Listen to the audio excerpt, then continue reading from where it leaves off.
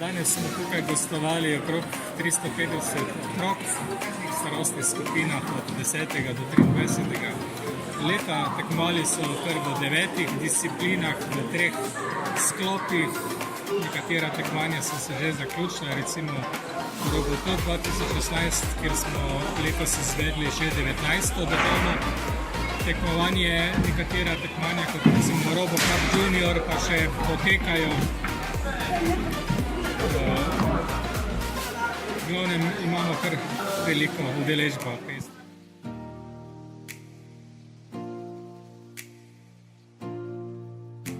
Predstavljamo skupino Kaktus, smo iz šolskega centra Celje, iz gimnazije Lava. In pa tekmovanje je, kako bi rekla, v redu, no. Imamo manjše težave, včeraj nam je še vse super delali, danes smo imeli kar nekaj težav, smo mogli zdaj veliko popravljati, drugače je pa v redu, no.